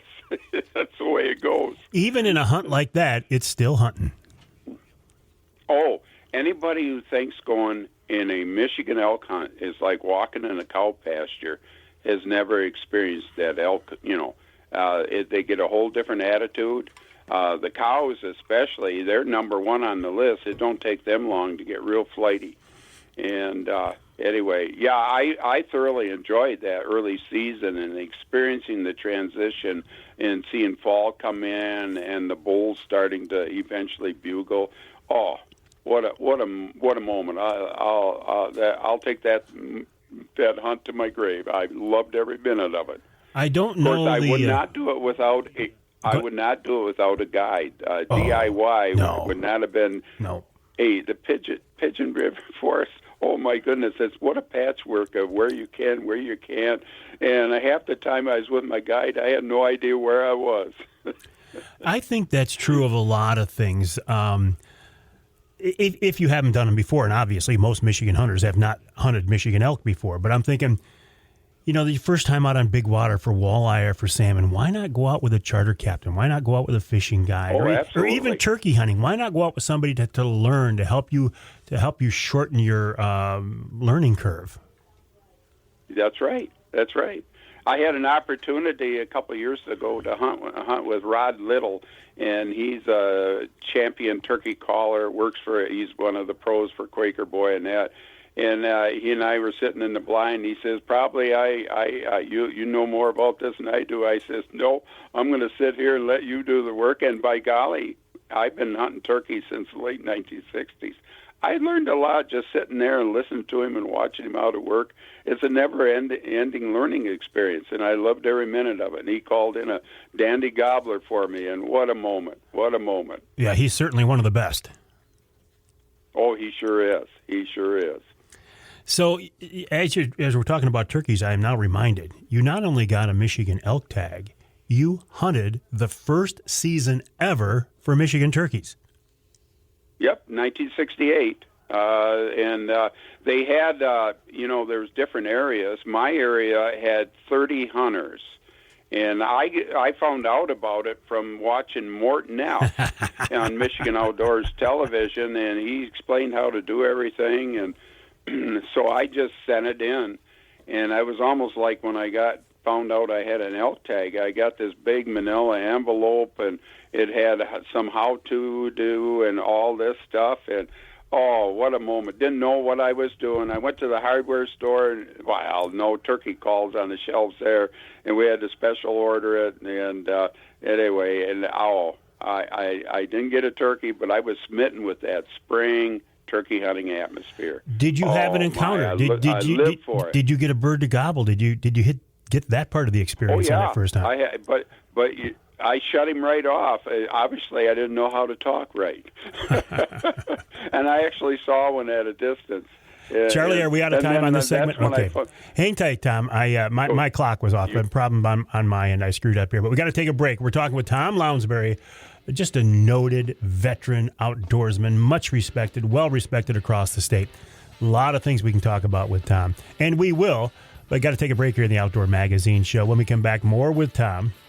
And then, of course, we'll wrap up the show with wild game chef extraordinaire Dixie Dave Minar. And I think this week Dave has another recipe that I have video of. How cool is that?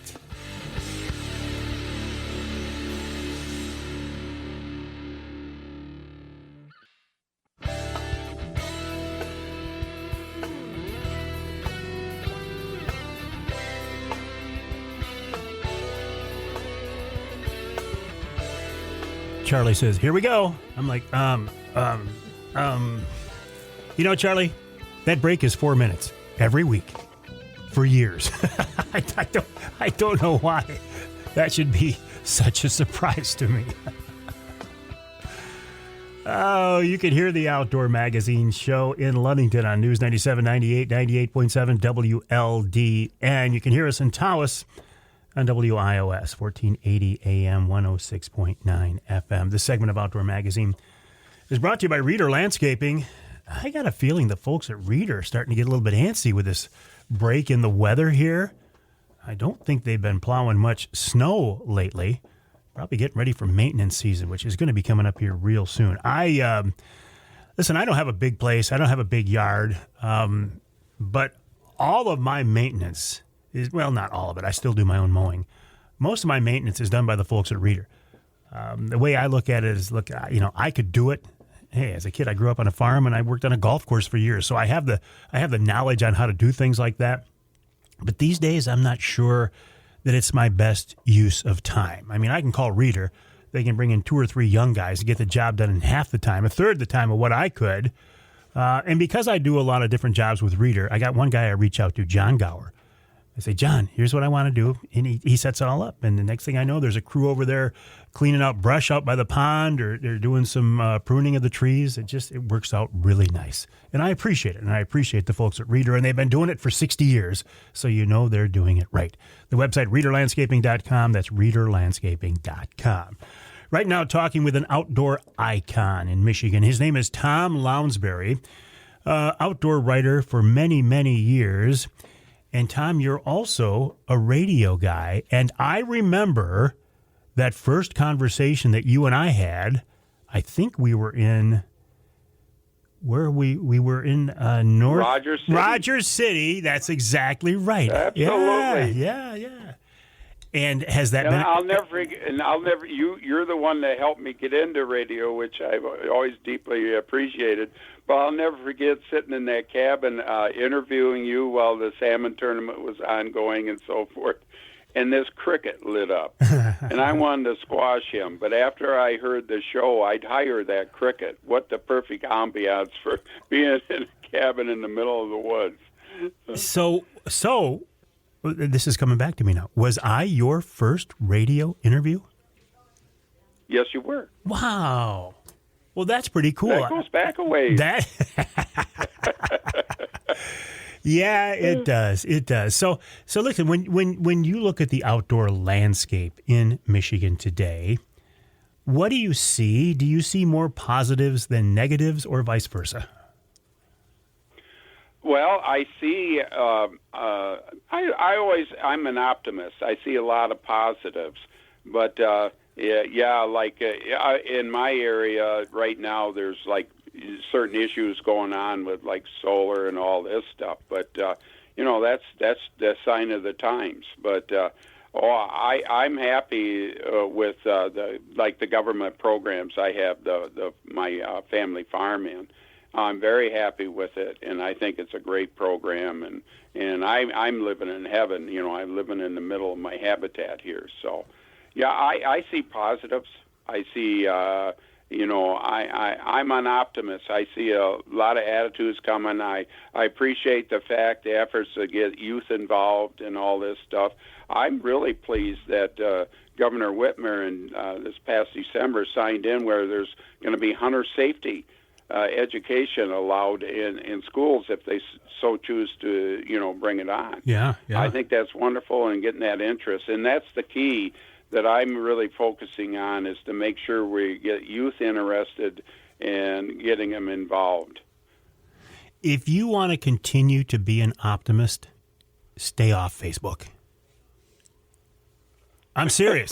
And I know, I know you are. I know you don't do that stuff. But of all the different social medias that I do, there are more negative comments on Facebook. Sometimes I post things out there, and I look at Tom. I have to. It's part of my job, right? And I know if I post something on Facebook, it's going to get a lot of attention.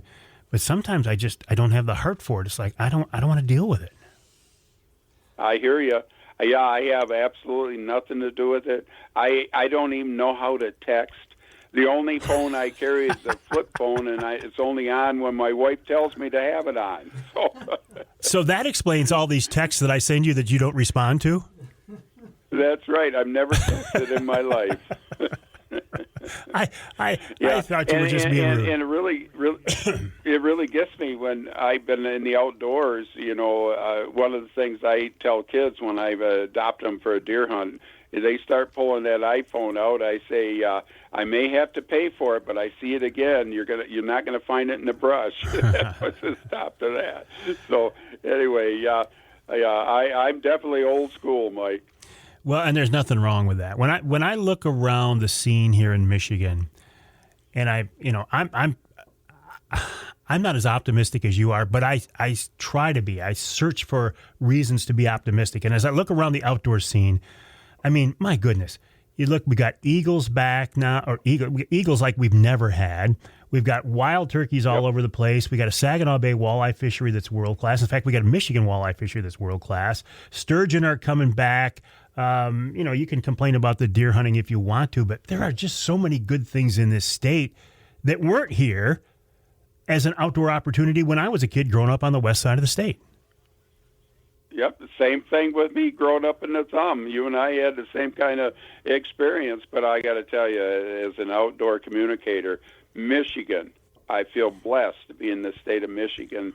And I haven't sampled all that it offers. And I mean, what a fabulous, and what they offer you, the hunting, the fishing, and, hey, even bird watching, whatever you want, it's out there.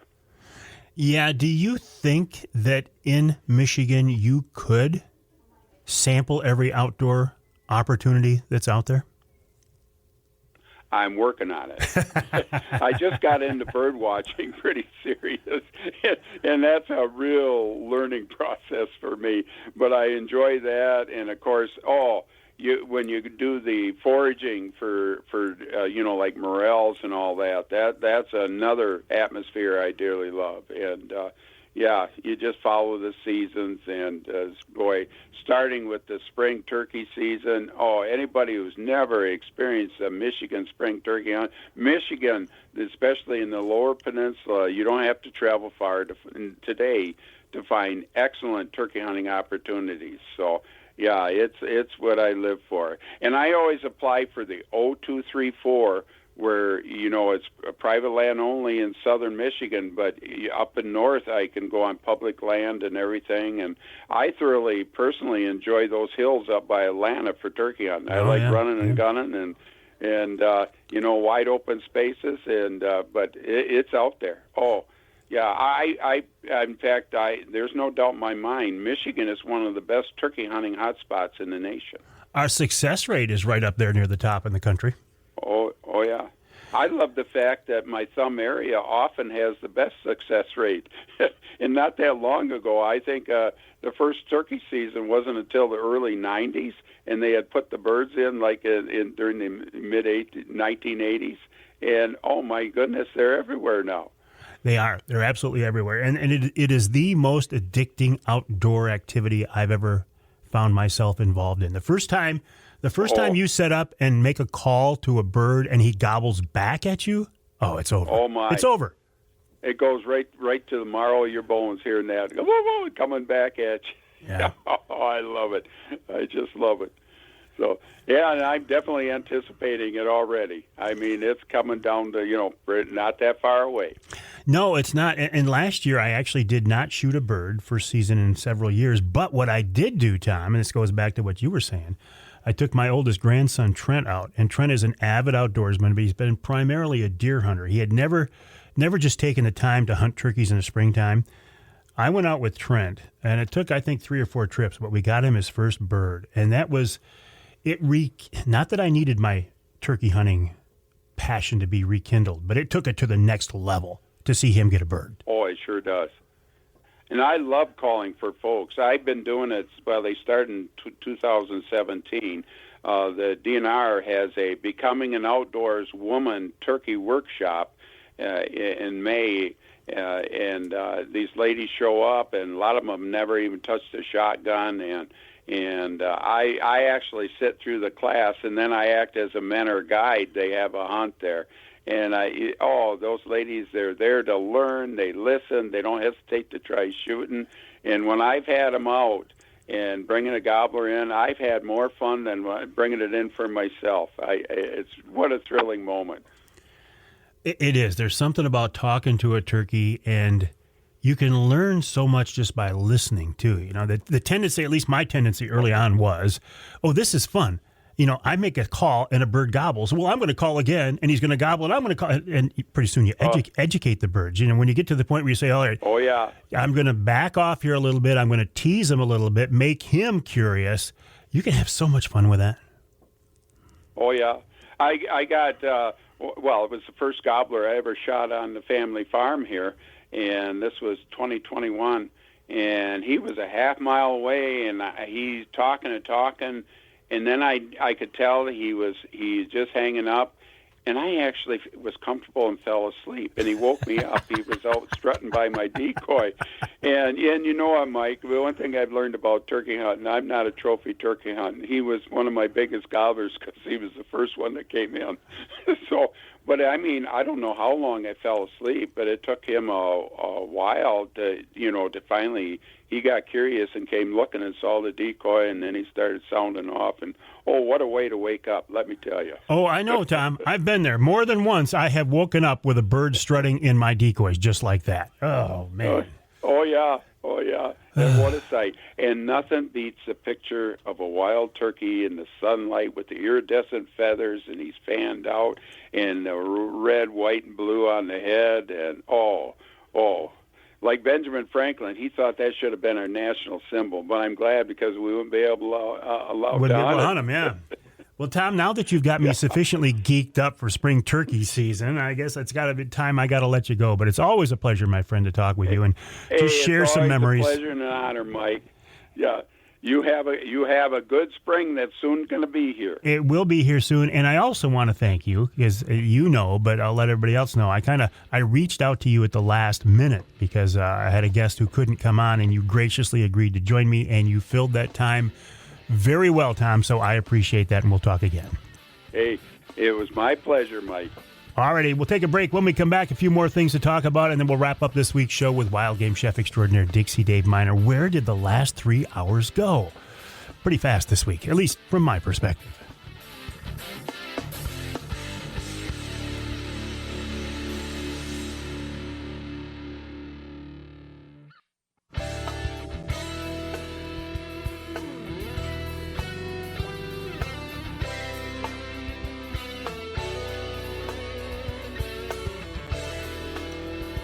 You can hear the Outdoor Magazine show in Manistee on WMLQ 97.7 FM. And you can hear us, making sure I got all of our affiliates, you can hear us also in Saginaw on WSGW 790 AM 100.5 FM. I'm in the studios of WSGW right now. I'm here for 3 hours each week, and for this 3 hours, I claim this one little corner of the building. Although, Charlie, I was in here Monday. I saw Joe Volk was in here sitting in this chair. I had a little talk with Joe, and I pointed out to him that he does not have a logo behind him, so this kind of makes it official. I'm here with Charlie Root. Now, you know that routinely Charlie gets crowds of people, well, families, lined up in the parking lot chanting, Charlie, Charlie.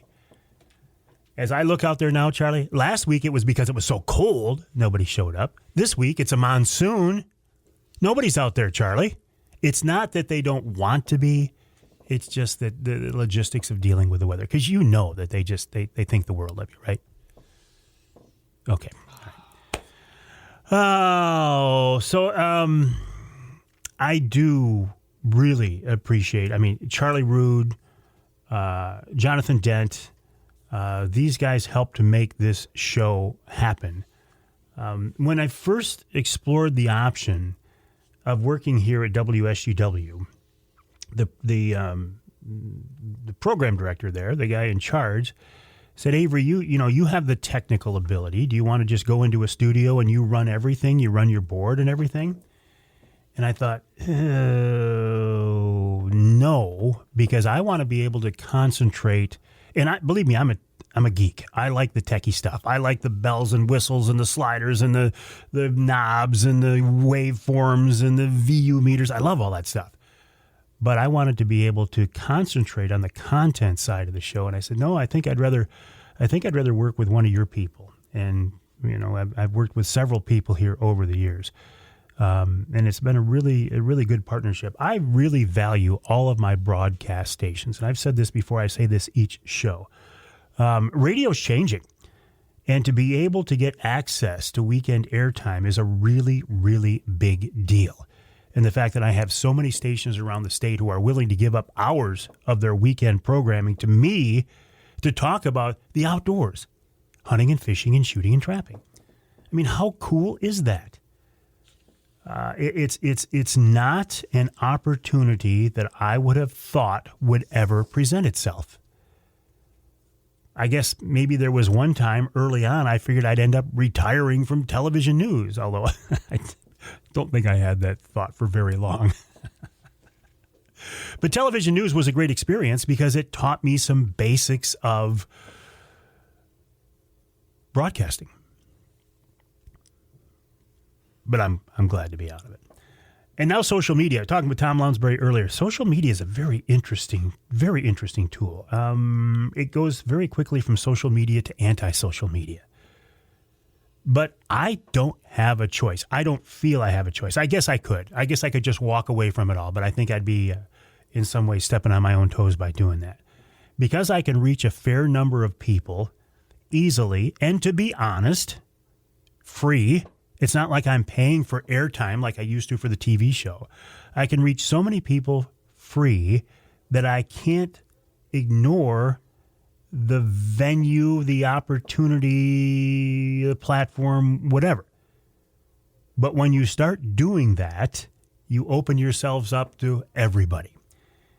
And, you know, I see this quite a bit. If I get if I get a post that gets a lot of attention, I will always get a lot of negative attention as well. And I've just learned that you don't let it bother you.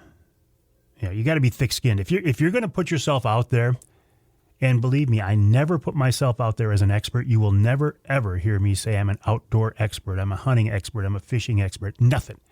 I'm not an expert in anything. I can barely figure out how to do the job that I do, but I'm not an expert at it. I just have a few years of doing it and a few years of experience.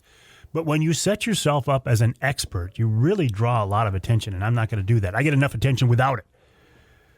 But, and this is for you too. I mean, just if you're doing what you think is the right thing and you believe in what you're doing and you're working hard to try to do the right thing, just go with it. And it'll work out. It'll work out. You might not end up doing 45 years in broadcasting, but whatever this is that you want to do will work out. Whether it's you want to become a better hunter, a better angler, whether you want to spend more time with your kids, whether you want to introduce more people to the outdoors, whether you want to raise some money for charities that you have a strong feeling for, whatever it is, you just got to do it. You got to put yourself out there. Some things coming up here. This weekend, Outdoor Rama and MUCC's convention in Novi, at what used to be the Novi Expo Center, then the Suburban Collection Showplace. Now I don't know what it is. Our big Trinity Monitor Wild Game Dinner and Auctions coming up Saturday, March 7th. That's at the Great Hall in Midland. Probably the best. If you want to get tickets for that, just send me an email, mike@mikeaveryoutdoors.com, mike@mikeaveryoutdoors.com, and I will send you the link to do that. Next Wednesday Night Live at the Lumberjack Restaurant in West Branch is coming up Wednesday, April 15th. That's tax day. We will open up reservations for that on March 1st. Love to see you there. That's always a great time. So 2 big events coming up for me, our Trinity Monitor Dinner and then Wednesday Night Live. And those are both obviously open to you. Hoping you can join us. My name is Mike Avery. This show is called Outdoor Magazine. My website, mikeaveryoutdoors.com. And again, the email address is mike@mikeaveryoutdoors.com. We'll take a break. When we come back, we'll wrap it all up with wild game chef extraordinaire Dixie Dave Minar. Another recipe. I'll be honest, I don't remember what it is, but I do remember, I think I have video of it.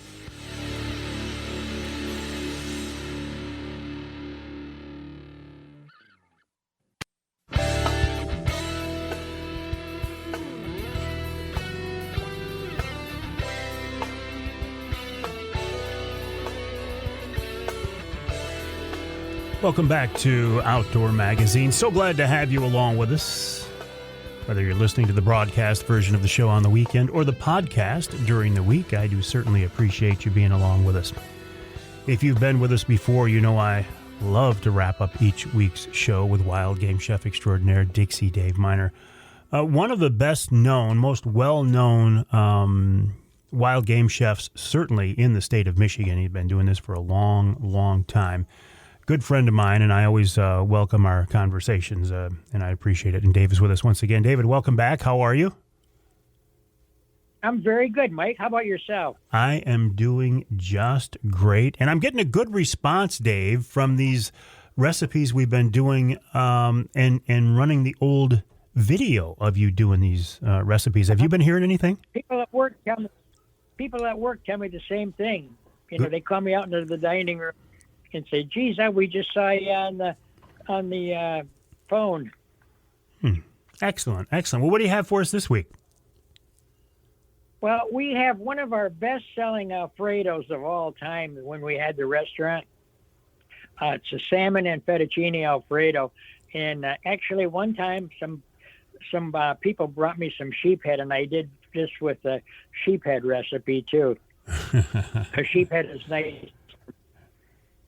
So we need about a pound and a half of boneless, skinless salmon flesh, 1 medium onion diced fine, 3 or 4 cloves of garlic, plus or minus whatever your family enjoys, 8 to 10 slices of crispy cooked bacon and crumbled, 2 ounces of dry white wine, a quart of half and half, a half a stick of butter, fresh butter, a pound of fettuccine cooked al dente. You don't want to cook it to be in mush. 2 sprigs of fresh basil or a half a teaspoon of dried basil. A package of snow pea pods, fresh or frozen. Or if you can't find pea pods, just use regular peas, shucked peas. A cup of Parmesan cheese, 2 tablespoons of fresh chopped parsley, a dash of nutmeg, which is optional. It's kind of more of the Italian way that they would do it. They would put a little bit of nutmeg in some of these Alfredos, and a lot of fresh ground black pepper. Mike, the more the better. Right, I know. So what you want to do is slice the fish in julienne strips about 1 by 2 inches maybe or so, or you can cut it in cubes and then set it aside for just a little minute here. In a large, heavy-bottom saucepan, saute the onions, the garlic, and the cooked bacon in a small amount of butter for just a few minutes. You don't want to brown it. You just want to get the flavor broke loose, and you want to make sure the onions are still transparent. Add the wine and cook down fast to reduce by 1/2 of volume. And that's going to concentrate that flavor of whether a Chablis or a Chardonnay or whatever you're going to have with this meal. Use the same wine in your dish. Add the half and half in the butter. Bring it up to a boil. When it comes to a rolling boil, add the pasta and stir it. So it, and then reduce the heat down to simmer. And you want to stir it often. And basil, either the sprigs or the dried basil, a little bit of nutmeg, and peas or pea pods, whatever you're using. Be careful to stir the bottom to avoid sticking. And then you want to add the salmon, and you want to not break it up. You want to just barely stir it around for about 3 or 4 minutes, just till the salmon is just done. I mean, it's going to be inevitable that you're going to break some of this fish up, but try to keep it as intact as possible. Now, the Parmesan is going to be the thickener, so you're going to add this little by little to the sauce and stir it gently again, and then save some to sprinkle on the top. Serve the pasta on large platters and top with chopped parsley, Parmesan, and lots of fresh ground black pepper. Lots. This is going to really enhance the flavor. Lots for Mike. What is this one called? There we go. We have it. What is this one called again, Dave? I'm sorry. Salmon and fettuccine Alfredo on page 15. I'm looking at my list. I don't know if I have this one or not.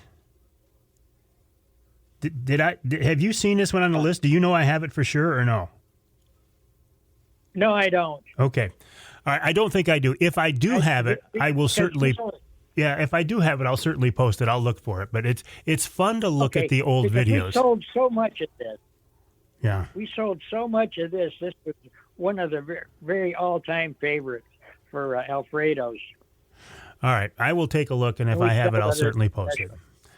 All right, buddy. Listen, I appreciate your time, and I will wish you a wonderful week, and we'll talk again next week on the show with another recipe.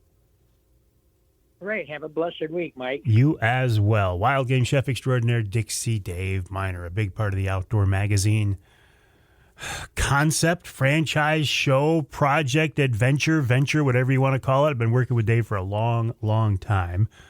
And I have a lot of video of him in the kitchen. I don't know if I have this week. If I do, I will certainly post it. You'll find it on my Facebook page. I'll put it on Instagram as well.